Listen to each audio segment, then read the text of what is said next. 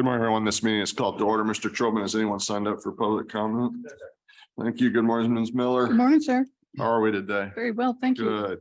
We have no cases to reconsider under agenda item 3. Is that correct? Correct, no cases. Let's consider tax liability cases under agenda item 4. I believe we have one tax case to consider on docket 12. Yes, sir. It's case number TD 23 001 0123. Commissioner Demerson I agree with staff recommendation. and Commissioner Trevino I agree with staff recommendations. and Mr. Chairman. Agree with staff recommendation. Thank you. We have no fair housing cases under agenda item 5.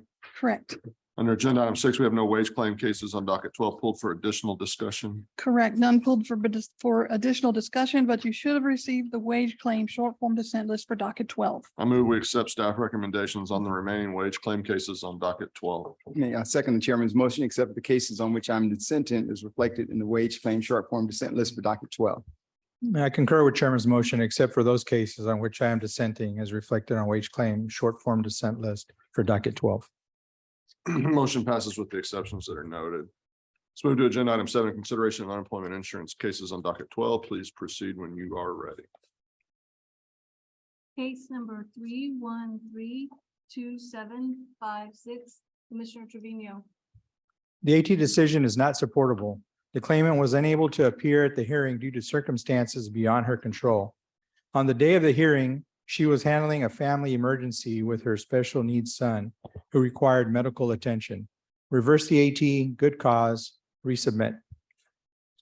We should affirm the appeal tribunal decision concerning good cause. Although the claimant timely received the AT1 hearing notice, she failed to attend the hearing due to personal reasons.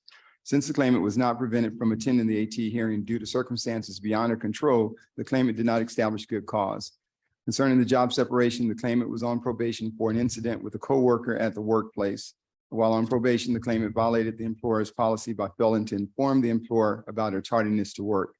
Since the claimant was on probation, and moreover, since the record suggests that the claimant was previously warned about her excessive tardiness, the claimant's conduct was mismanagement of her position of employment. As such, we should affirm the AT decision. The claimant did not establish good cause for missing the AT1 hearing. Misconduct, no chargeback. Reverse the AT, claim established good cause for AT1, resubmit. We will resubmit the case. Case number 3194790, Commissioner Trevino. The AT decision is not supportable. The claimant has worked part-time for the employer for 10 years. The claimant filed her initial claim after being separated from her full-time employment, but continued to work for the employer part-time and reported her earnings. The claimant requested and was granted time off in order to go out of the country to care for her parents who were ill from December 27, 2021 to January 19, 2022.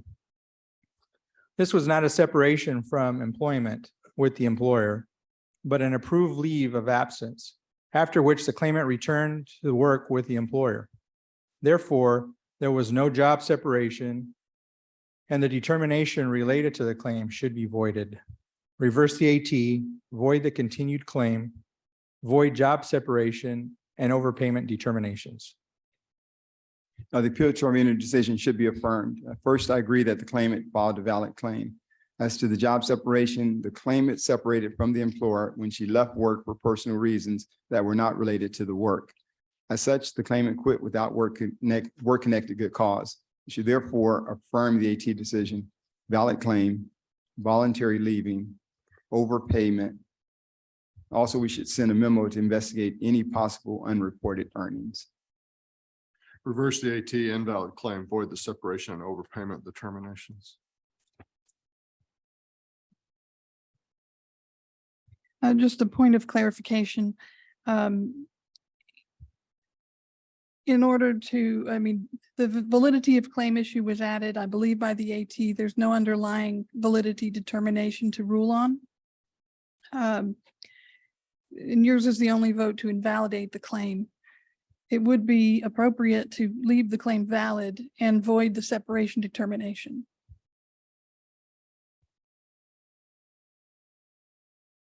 Should you decide to do so, otherwise we don't. My apologies. We have already a majority vote on the validity of claim issue. 2 commissioners have voted it's valid.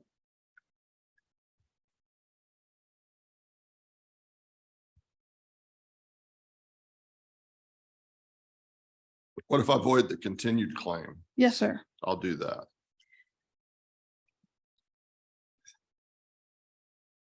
Majority vote is to void the continued claim separation and overpayment. So you were trying to Yeah, affirm on it. short form dissent. if Yes, that's sir. majority. Yeah. Thank you. Thank you. Case number 3236087, Commissioner Trevino. The decision is not correct. The claimant was discharged due to personality conflicts and allegedly making comments to an individual after being told not to do so. The claimant has denied making further comments and is the only party to provide firsthand testimony. The employer admitted that the claimant did not violate any specific policy. Although the employer alleged that the claimant was given warnings about her behavior, they were unable to provide any written evidence, despite granting a rehearing to allow them to do so. The employer has failed to provide evidence to establish the claimant was aware her job was in jeopardy. Reverse the AT, no misconduct, chargeback, void adequate response. The appeal tribunal decision should be modified. The employer's emails indicate that the claimant had been warned about her behavior at the workplace. Nonetheless, it appears that the final incident per the employer's emails consisted of an employee being left visibly upset due to unnecessary comments made by the claimant. As such, the claimant's behavior constituted work-connected misconduct. We should therefore modify the AT decision, misconduct, no chargeback, sever adequate response. Modify the AT, misconduct, no chargeback, sever adequate response. Short form dissent, ma'am. Yes, sir. Case number 3238644, Commissioner Dimerson. The appeal tribunal decision should be affirmed. The employer, a temporary agency, had a policy that required the claimant to contact the employer for further work after a previous assignment ended. The policy further apprised the claimant that her unemployment benefits couldn't be affected for failure to do so. The claimant's name appears on the employer's policy. Claimant did not report back to the employer in accordance with the policy. As such, the claimant voluntarily quit without work-connected good cause. We should therefore affirm the AT decision, voluntary leaving, no chargeback. The AT decision is not supportable. The employer presented insufficient evidence to overcome the claimant's sworn testimony that she was not aware of the employer's reporting policy. As such, section 207.045H of the Act is not applicable in this separation. When the claimant was informed the assignment was ending, she asked for further work, and the employer informed her that she could not, or that she could reapply in a couple of months. Since the employer failed to offer the complainant further work, she was laid off. Reverse the AT, no misconduct, chargeback. Reverse the AT, no misconduct, chargeback. Short form dissent. Yes, sir. Case number 3263350, Commissioner Trevino. The decision is not supportable. The claimant was discharged for not complying with the employer's COVID-19 vaccine mandate. The employer's policy did not allow for personal conscious exemptions. The claimant sought and was denied all exemptions. The employer's policy was in contrary to the governor's order. The claimant discharge was for reasons other than misconduct connected with the work. Reverse the AT, no misconduct, bill requiring a reimbursing employer, and void adequate response. Sure. We should modify the appeal tribunal decision. I agree that the claimant should be qualified for benefits.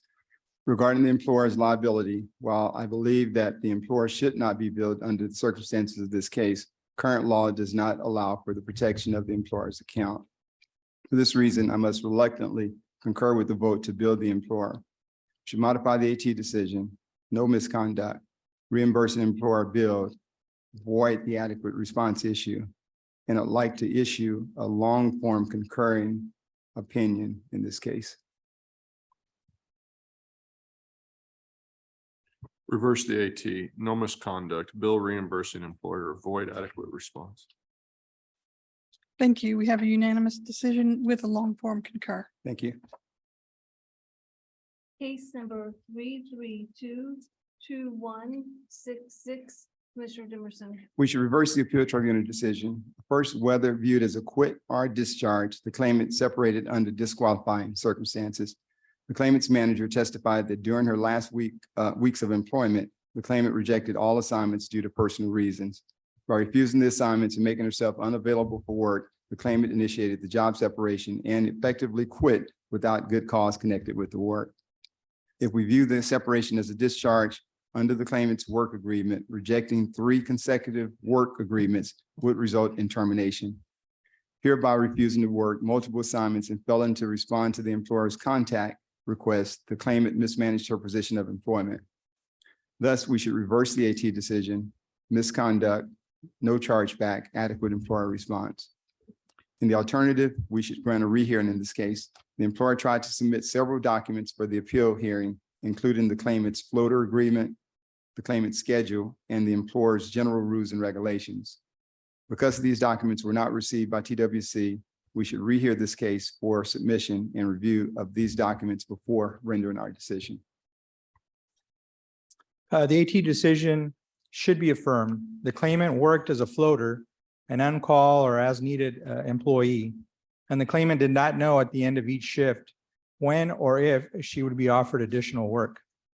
Therefore, under commission precedents, the claimant was laid off due to lack of work after each shift. Affirm the AT, no misconduct, chargeback. Affirm the AT, no misconduct, chargeback. Short form dissent. Yes, sir. Thank you. Case number 3343714, Commissioner Trevino. The decision is not correct. Section 207.045 G1 is applicable in this case. The claimant tried working for this employer, but found it would require him to be away from his family 20 days at a time. The job would have been a substantial departure from his work history and did not constitute suitable work. Reverse the AT, no voluntary leaving, no overpayment. In the alternative, since the AT failed to take testimony regarding the distance the job site would be from his home, I could agree to rehear this case to further develop the record regarding the suitability of the work. We should affirm the appeal tribunal decision. Although the new job was very different from the type of work the claimant had been performing, the employer informed the claimant about the terms and conditions of the new position before the claimant began his paid training. The offer letter included the type of schedule the job required, an estimated 20 days on and 10 days off. So the claimant should have been aware of this prior to accepting the position. Because the work paid more than the claimant's maximum wage demand, and the claimant was clearly notified of the terms and conditions of this employment prior to accepting the job, the work was suitable, and section 207.045 G-1 of the Act does not apply. Accordingly, because the claimant quit without good cause connected with the work, we should affirm the AT decision. Voluntary leaving, overpayment, $3,576. Affirm the AT, voluntary leaving, overpayment. Short form dissent. Yes, sir. And that was the last UI case pulled for additional discussion on docket 12. You should have received the UI short form dissent list for docket 12. I move we accept staff recommendations on the remaining UI cases on docket 12, except for the case on which I am dissenting as reflected on the UI short form dissent list for docket 12. Second the chairman's motion, except for the cases on which I'm dissenting as reflected in the UI short form dissent list for docket 12.